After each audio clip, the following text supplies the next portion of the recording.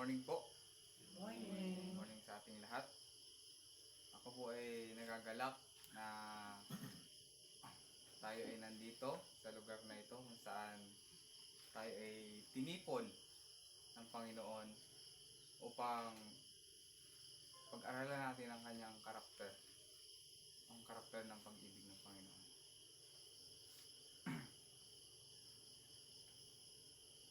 So,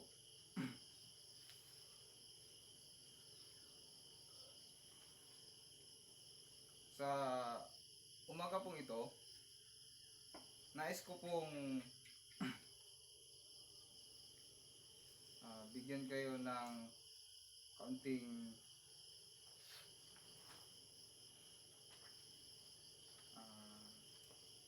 mga salaysay dito sa aking sinulat.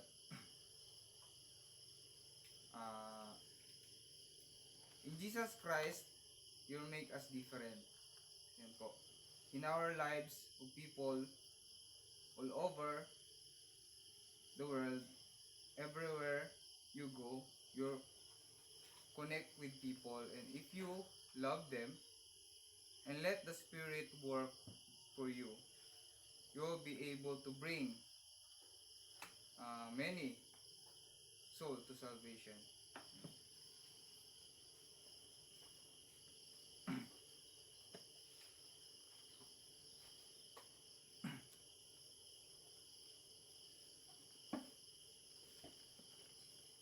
Ang sabi po dito sa alam ko na tayo ay ginagamit ng Panginoon upang ma-reveal po sa atin yung karakter niyang kanyang pag-ugali. Ang karakter ng Panginoon. Ayan po. Ang sabi daw, being a missionary, ang sabi po dito ay, missionary is go. What is from the title, the everlasting character of perfect love of Jesus as a missionary. Yan. From the word missionary, missionary is going into the world, and then the Lord makes this promise, and whosoever receive them, you, therein I will also,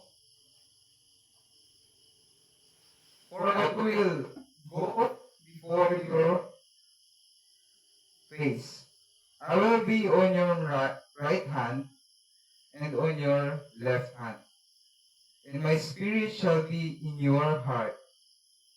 And my angels around about to bear you up and identify as you go forth to all who is different.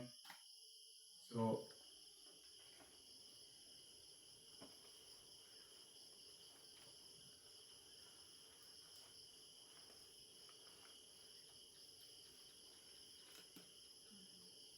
what is a missionary? Yan. From the word mission. Yan po. Missionary is to be a missionary, to be a special witness or saksi, Tagalog, of the name of Jesus Christ and to all the world. Yan.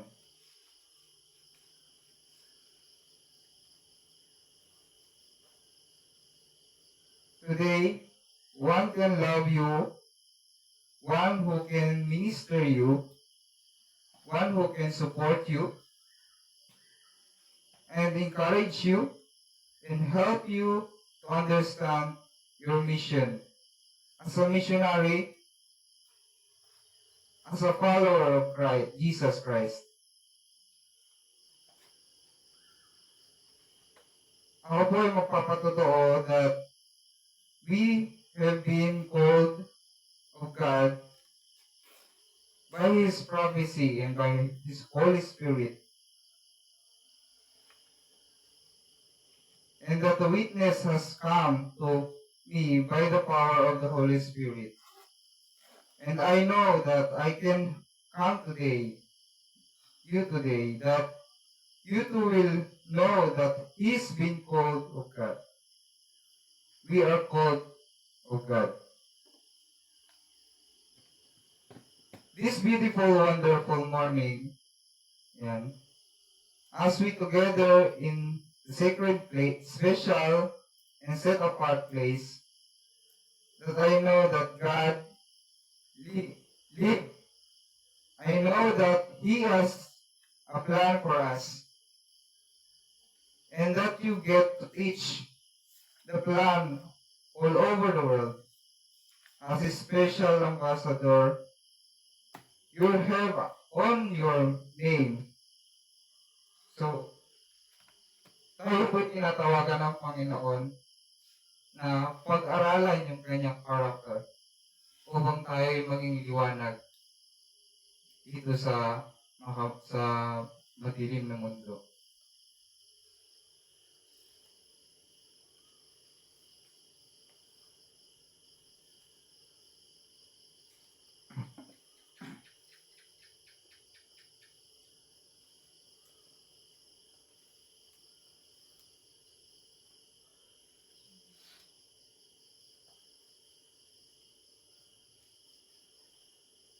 Ang panalangin ko po that you will do your, gawin po natin yung ating best.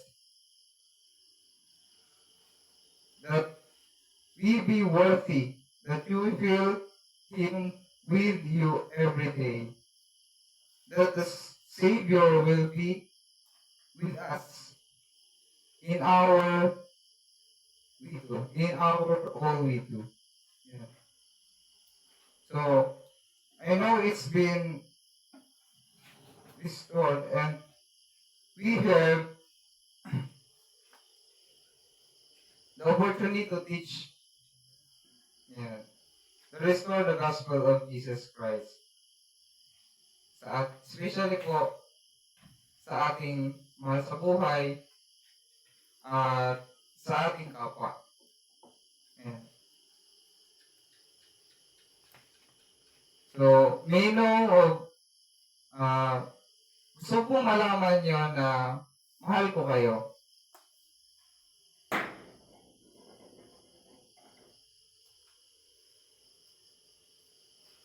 When you feel those angels around us as we journey our life to God.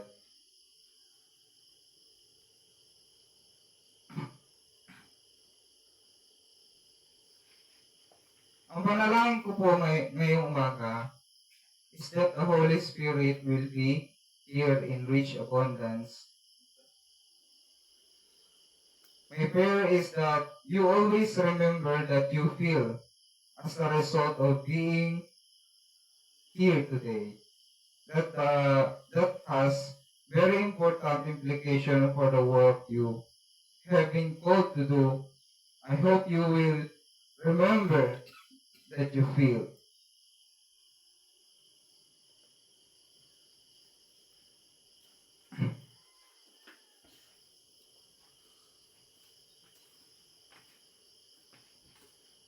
Elders, brothers and sisters, the work we perform as a whole, lot more about who you are and what you are than what you ever say. Now, I am not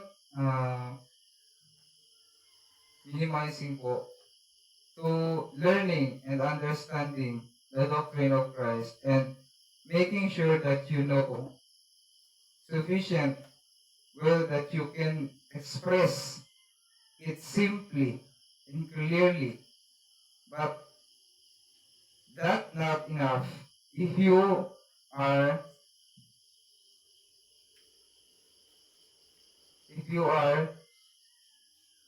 out of Jesus. Yeah.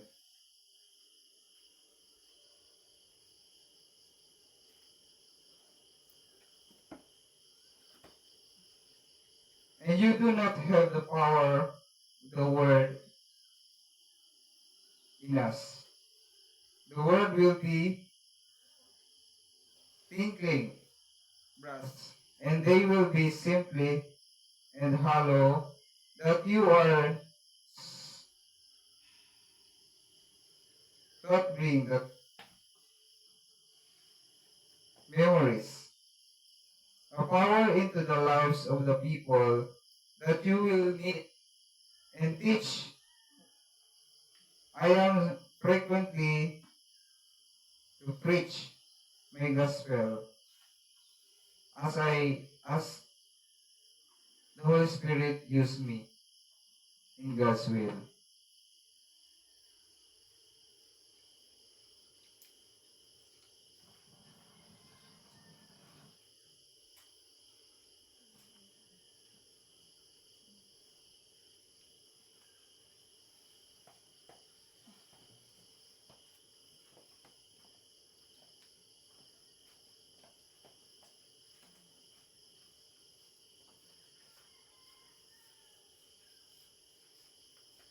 I like would have just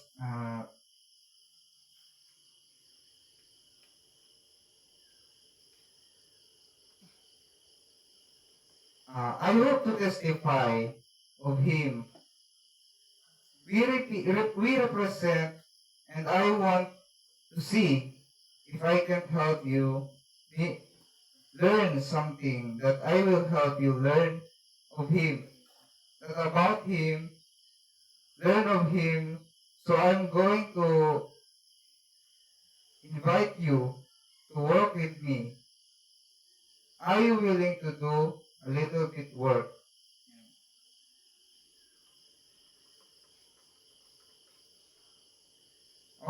Work is not going to be in the form of standing up or talking. So, I mean, your mind and your heart all need to be here. Have you ever been someplace physically? Naalala niyo po kung minsan sa ating sarili, yung ating physical is present, but our mind is absent. So, naasahan ko po na ang inyong attention, I need your to pay attention in the Word of God. Yan po.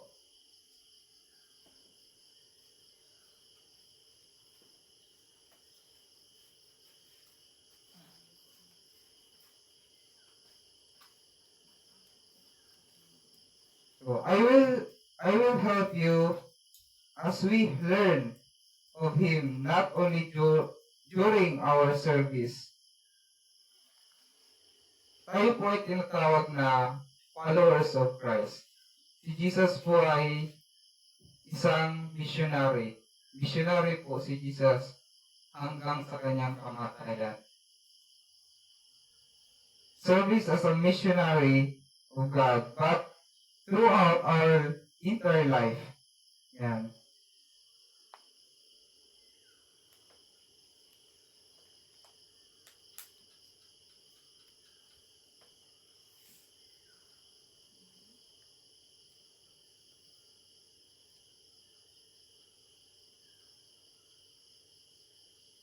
Now, ako po ay may binasa about kay Elder Neely Maxwell. Siya po ay isang pioneer ng missionary sa ibang bansa. Ayan po. Isa po siya sa mga naging president ng kanilang mission. Ang kanilang MTC, Missionary Training Center. Yan. Ang sabi po dito ay, si Elder Bednar isa po siya sa mga naging kasama ni Elder Maxwell. So he went as one of his companion. He was serving as an area coordinator sa kanilang missionary. That time, and during the service of his instruction, he made a comment kay Elder Bednar that great impress, siya na-impress. Now, some of you may not know Elder very well. He passed away about almost 8 years ago. Yeah. But Elder Maxwell had facility with language unlike anyone you've ever come to know.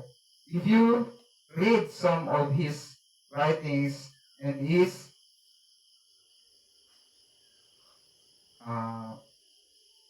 you have the message, you have a dictionary, and you go backward between the what he said in the dictionary, trying to figure out most of the word that he used, but he could also is very simple praise.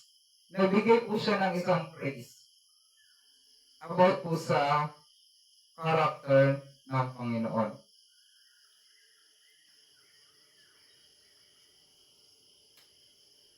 A very simple praise, put more information, na punong-puno po ng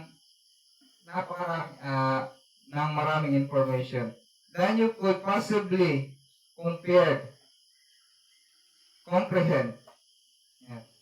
And you had to ponder it and dig it out. We think Elder Maxwell was a modern day Isaiah. Inisip niya na si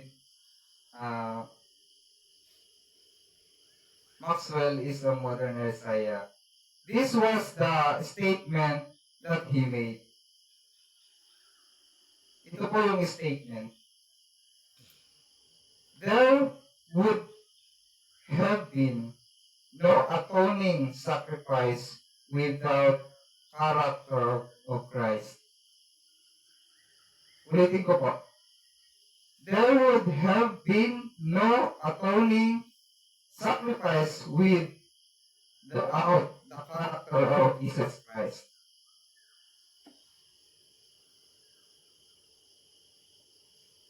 In the lecture of faith, sa sermon ng pananampalataya, it indicates that there are 3 things necessary to exercise our faith unto salvation. Ang una, simply accepting the idea that God exists. So, tayo be present ng under God. Number 2, makinig po kayo na mabuti. A correct understanding of the character, attribute, and perfection of God, our Lord. Ano po yung nabanggit? Character, attribute, and perfection of God. The third one, characteristic is an actual knowledge that we are pursuing is in accordance with God. And we'll notice that in order to exercise faith in God, we have to accept that He exists and understand His character. Dapat po nating maunawaan na siya ay He exists. At naintindihan natin yung kanyang character. So, ang sabi nga daw po dun sa statement ay, there would have been no atoning sacrifice without the character of Christ.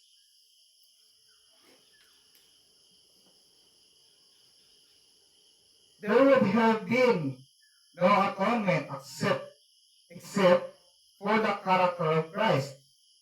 Well, when he heard Elder Maxwell says that it just cost me, sabi niya, it just cost me ponder. Napaisip siya, kahit po ako dito, nung binabasa ko ito, napaisip din po ako. And to think that when I return home, when he returned home, after the weekend training session with him, he began to figure out, learn about the character, what is the relationship between character of Christ and his atonement.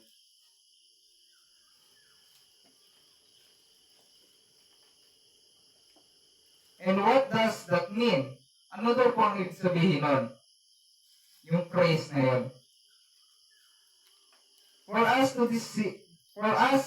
disciples of Jesus, as a follower of Christ, character refers to moral qualities.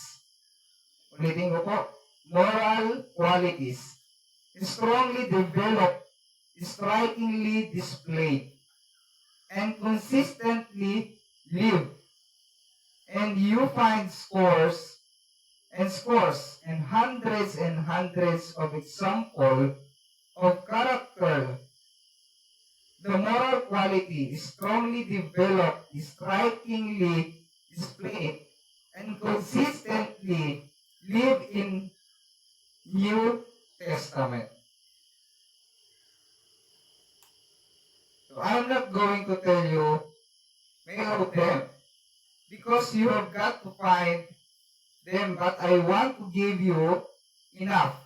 Gusto ko kong ibigay sa inyo so that you will have a desire to go find more what I've learned about the character of Christ.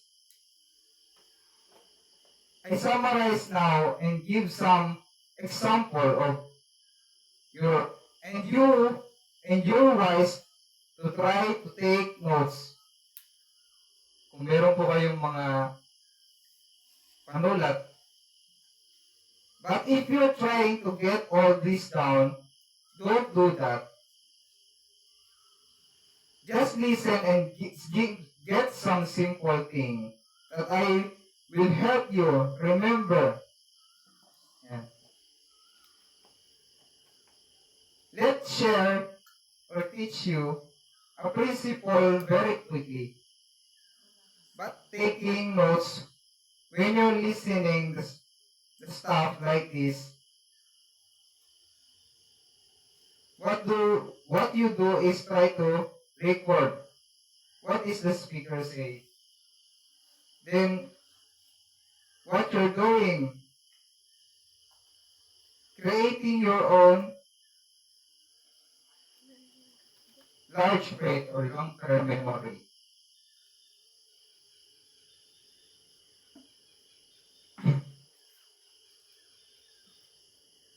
So remember, these are the large plates from which the book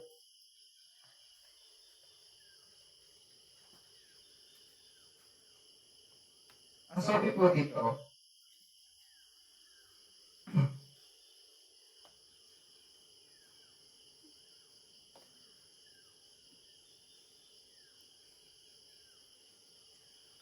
what was the contents of small plates and a large plates? So, ang sabi po dito, the prophecy relation with inspired teaching. What do you in setting like this is try to just down what the person say and you're doing is creating large plate you're creating a story of meeting and truth. Do you know, do you ever use the note? So, first, kapag tayo po ba'y nagsusulat, ginagamit po ba natin yung ating mga simulat? Karamihan po ay no. That's the reality. A month from now, you find notes. Ilang months? Isang taon? O hanggang isang taon? At hindi mo rin nahanap. There's no. Third, gamit ko po yung kamangmangan sa Diyos. Yan. Is that take notes that you never use and cannot find if however you record the impression that come to you by the power of the Holy Spirit. What do you doing? Yan. You're creating your own small plates. You always know where they are, you will use them, and they will be a treasure to you. So don't spend your time trying to just copy what people say. Focus on what the Holy Spirit teaching you. Ask and put down just enough so that He can bring all things to your remembrance. So, it makes sense po ba?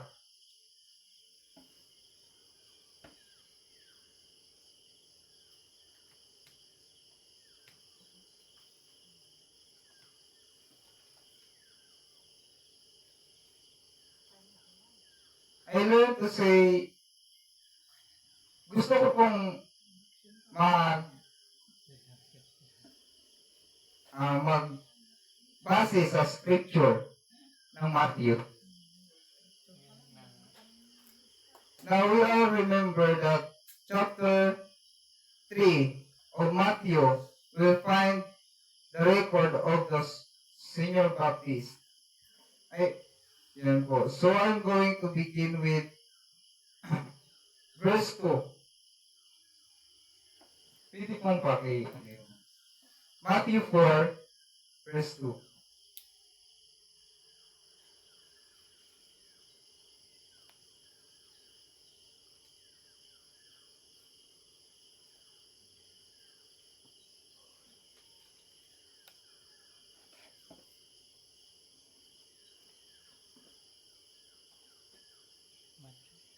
Ano po? Sabi dito, Mark yan. Mark na yun. Mark. Yan.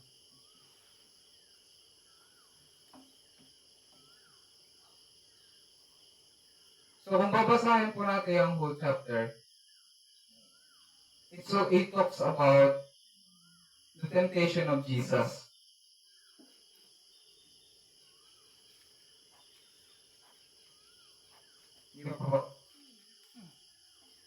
So first one, the temptation is this episode. Now it's typically Sunday.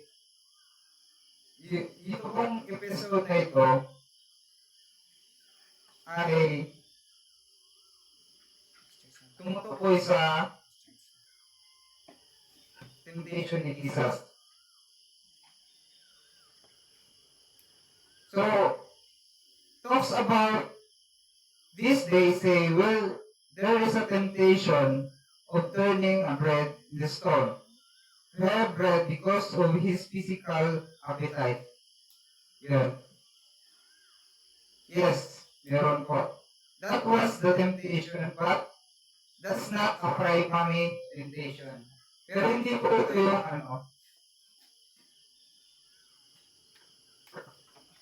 hindi po ito yung primary temptation.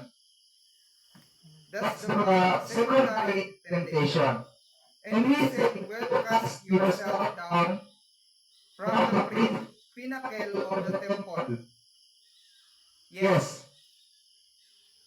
That's the temptation, but not the primary temptation. It's a secondary temptation. The temptation that the adversary.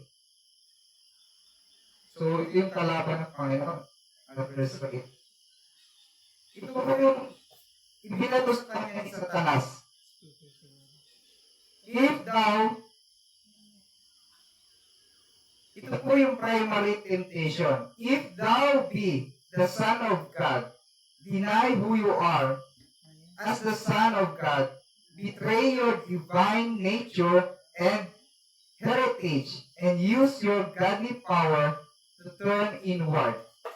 When we use inward, ito po tumutukoy sa pagiging self-centered. I want this, I want to do that. It's all about me. Inward. Papasok. To testify your own appetite. Sabi ni Satanas kay Jesus. Or last, physically, social, and so on. Emotional, spiritual, moral.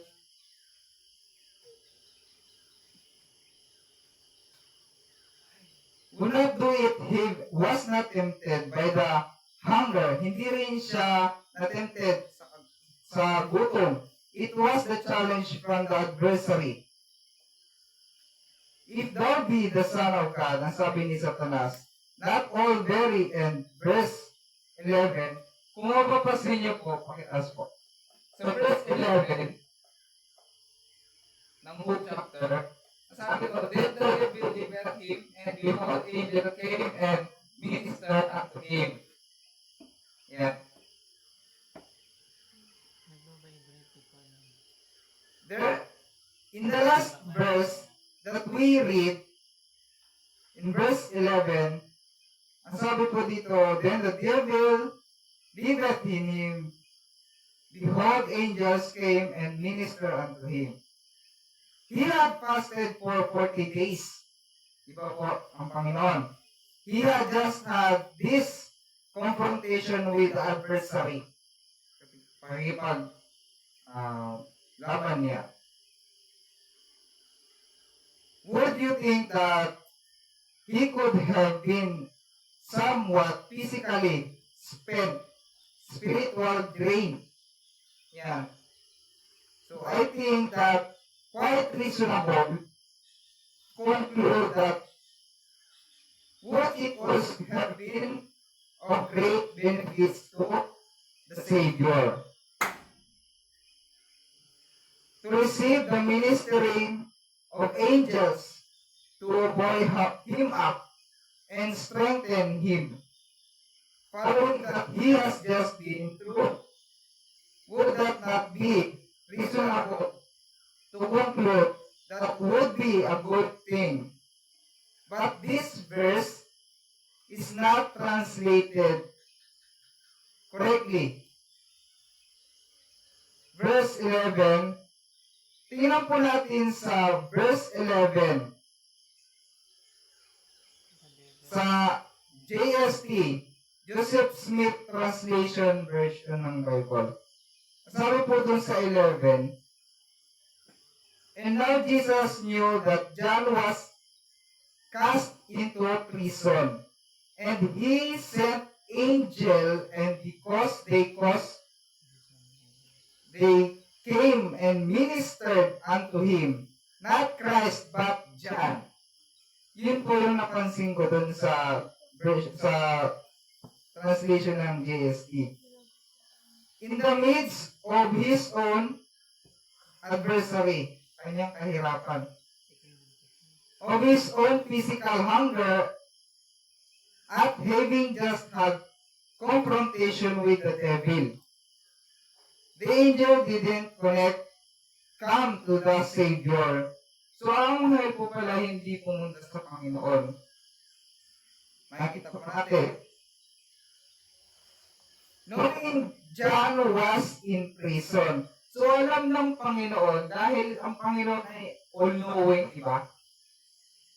Alam ni John, alam ng Panginoon na si John ay nasa prison. So in the midst of affliction, sent angel to minister John. Now, if you and I had just been through what the Savior went through, wouldn't we be turning inward? Look me. Look what I have done. Give me credit, feel sorry, or we would be entirely self-centered. So, pero hindi po ginawa ng Panginoon yun. Self-absorbed and selfish. We would turn in that natural man. So, and what it is the inherent in Christ does, when the natural man would turn in the would turn. So he turned out in the love and compassion to others. I would suggest that that is one example, one episode that demonstrates the character of Christ. And remember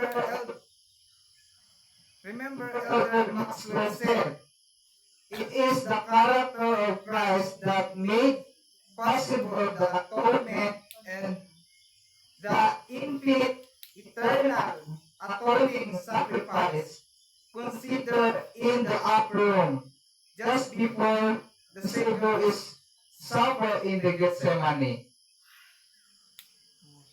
And on the cross, now he had already publicly proclaimed,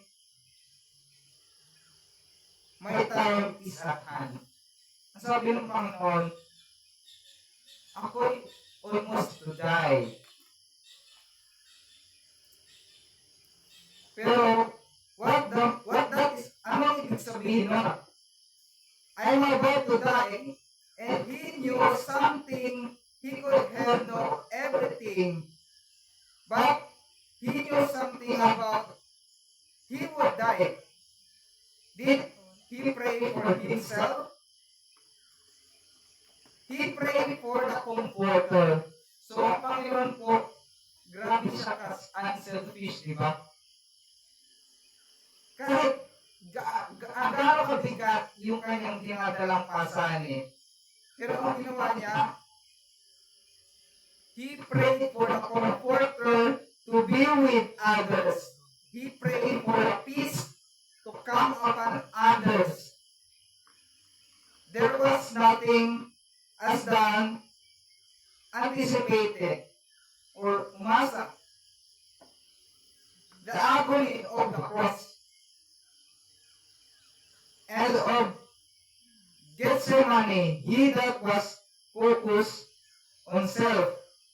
Hindi, he that was focused on himself. It was all turned out to be blessed, to comfort, to love, and to help other people.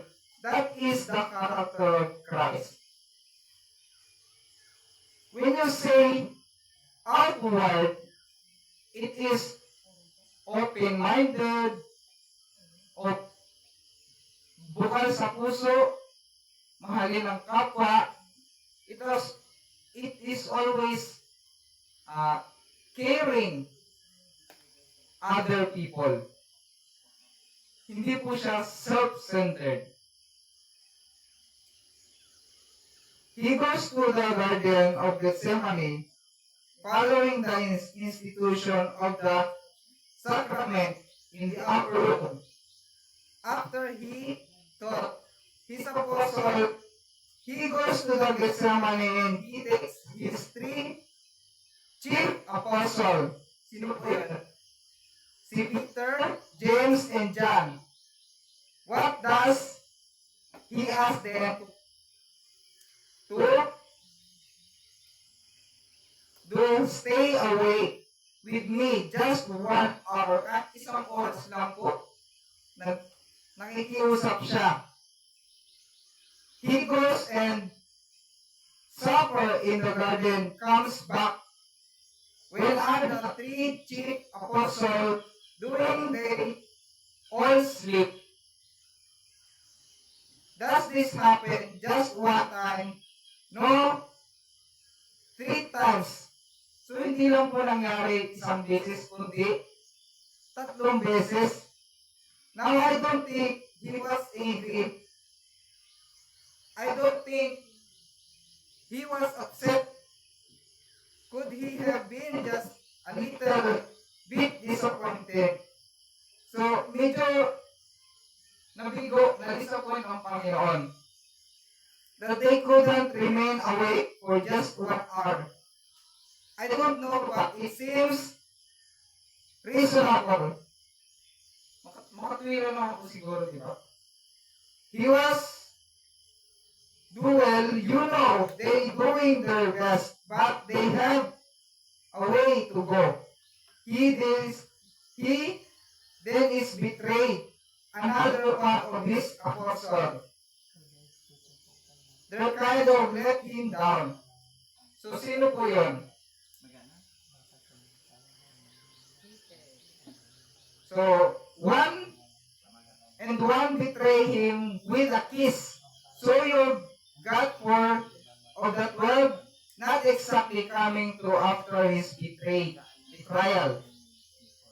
The guard of the high priest come to take the Savior. There's a bit of scuffle. Peter draws a sword, cut off one of the guard's ears. Now before I continue, let's just take a look at the sequence of what has just happened. So the Savior has been in the garden, not completely to finality, but in the garden he wrestled his and bone, the sin, that anguish. So yung paghihirap niya, the pain, that iniquity of all mankind. Yung kawalang katarungan.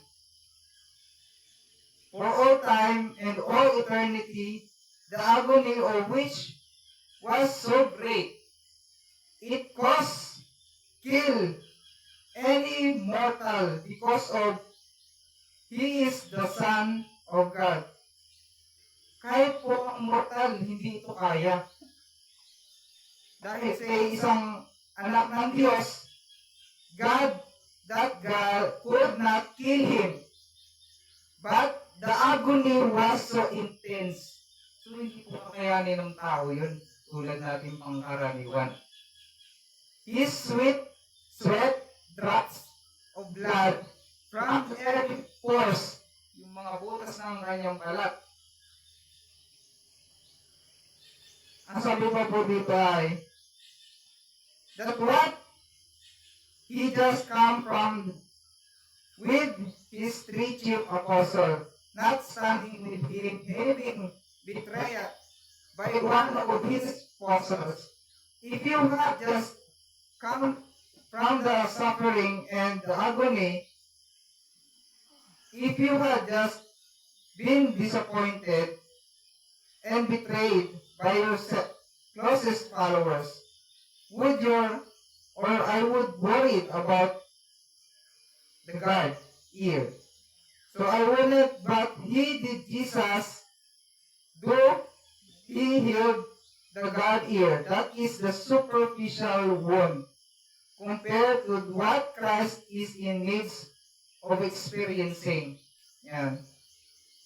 And has not yet been to the cross. And in the midst of what does he do turn out? So turn out means hindi po siya self-centered. Hindi niya inaalala yung kanyang sarili. Lagi niya pong inaalala yung humanity na nahulog sa pagkakasala.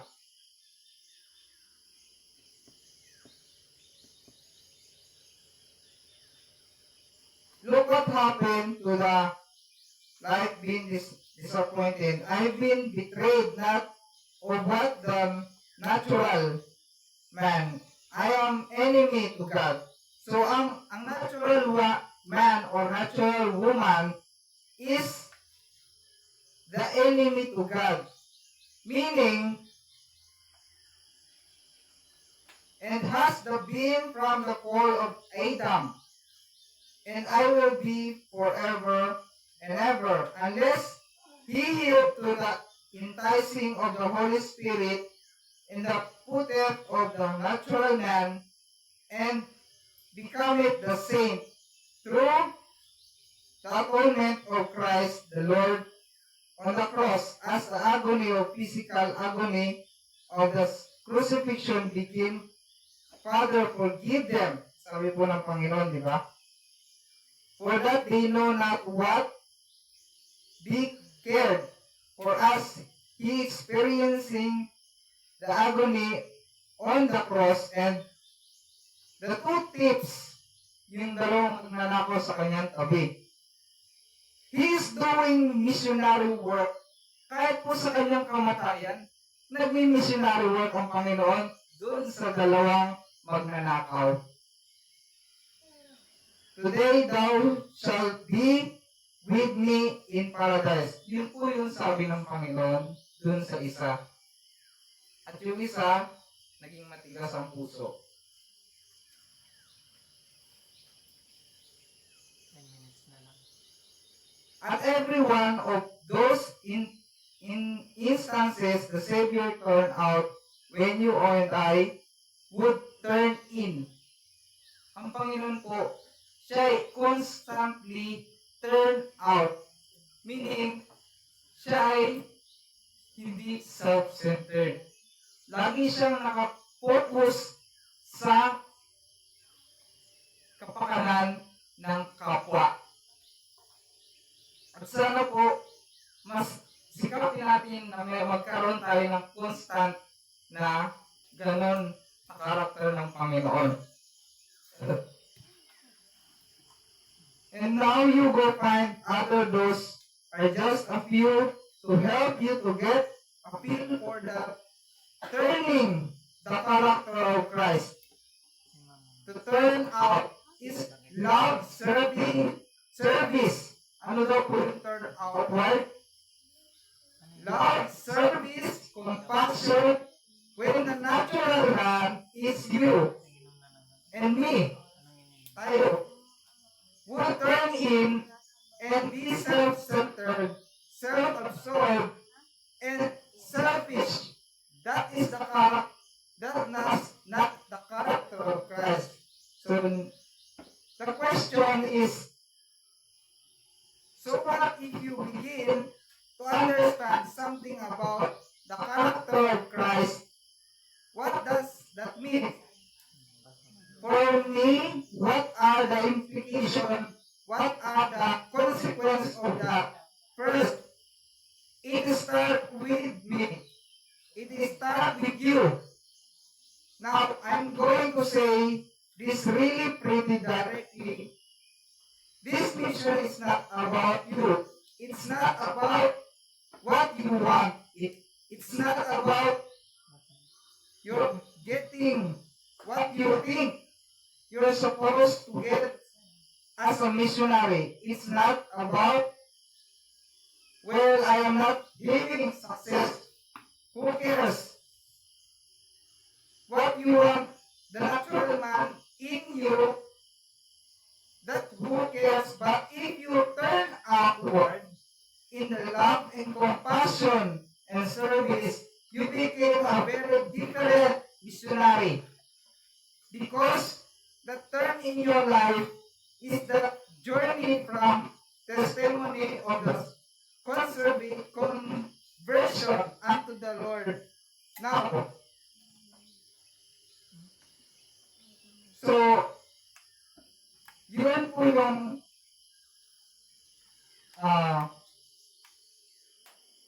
isa sa mga karakter ng Panginoon. Kahit po yung kanyang mga 12 disipulo, sila po ay nung inuhuli na si Jesus, yung kanilang mga damdamin ay hindi po damdamin ng Panginoon. Sabi nga po ng Panginoon ay, your ways is not your way, your thoughts is not My God. my thoughts.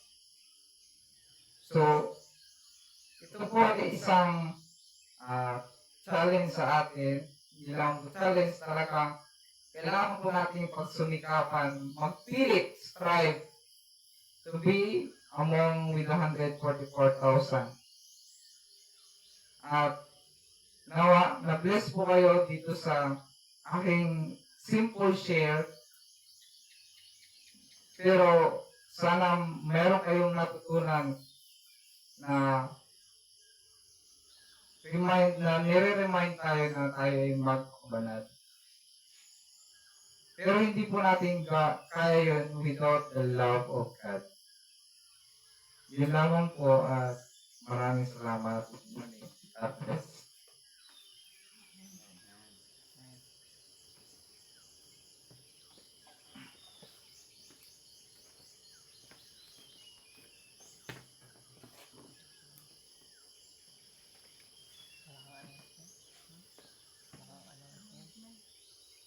Anong oras?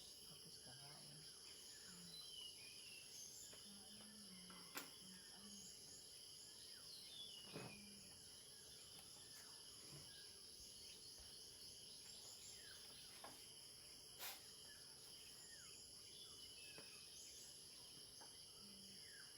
Good morning po din sa lahat.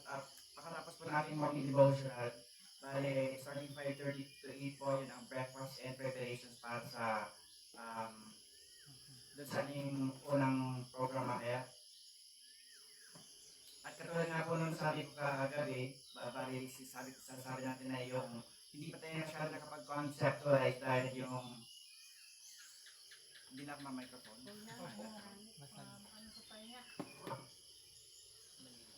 Sabi po natin, progressive na lang yung pag-conceptualize natin ng ating dito camp rules, at kung ano lang yung nakikita nating flow every now and then i-adapt na lang natin para magkaroon tayo ng magandang flows ng ating programs. Doon sa kagabi, ulitin lang po natin, sinabi po dito na kailangan po nating sumunod sa mga itinakdang oras para hindi po tayo mawala doon sa nakatakdang mga programa. At sabi rin po doon, kailangan natin makinig at mag-take notes sa lahat ng mga nagsasalita. At doon po pala sa ibigay nating program mamaya, meron po ditong part. Sorry. Meron po ditong part sa likod na may nakalagay na name. Kailangan po natin itong lagyan at copy na natin ito para at least pag uwi natin, meron tayong sabihin. At meron po tayo ditong portion na kailangan nating sagutan, kaya kailangan talaga nating makinig doon sa lahat ng mga magsasalita. Yung mga sagot dito, yung mga questions dito kailangan nating masagot doon sa kabuuan nung ating camp. At yung sinasabi ko rin po kagabi, kailangan ko po ng mga volunteers para sa mga special song at saka sa mga yung magte-testimony na sa umaga bago mag-start yung first session natin. At saka sa hapon, kailangan natin ng everyday ay may 10 magbibigay ng kanilang mga testimonies. Yun lang po, at magkita-kita ulit tayo 7:30 mamaya. 8:30. Ayaw po tumayo at awitin po ang ating team song na Sweeter as the Years. So, 7:30.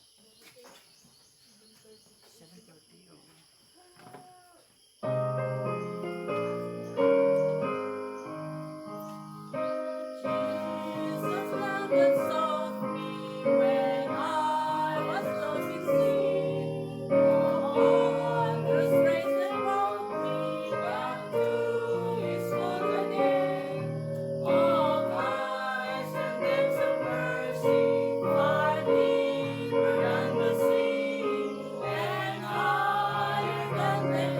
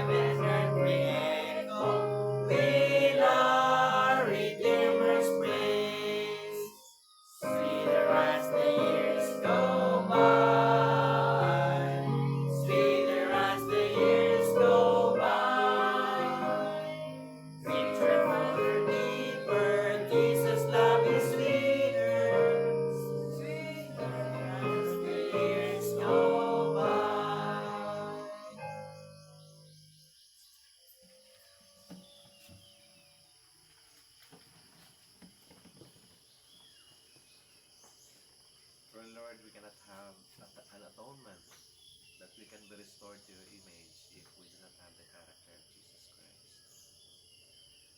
Lord, this very morning, we'd like to ask for your blessings, spiritual blessings, that we might have the clarity of mind to understand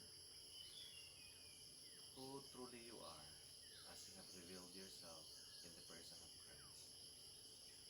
And Lord, we'd like to ask the fresh outpourings of your Spirit during this camp meeting, as you have promised that you are going to pour out the latter rain upon us as we gather ourselves in these last days. Teach us, Lord, to be like you always, so that there will be no hindrance in our work as medical missionaries. And this we pray in the name of Jesus, our Lord and Savior.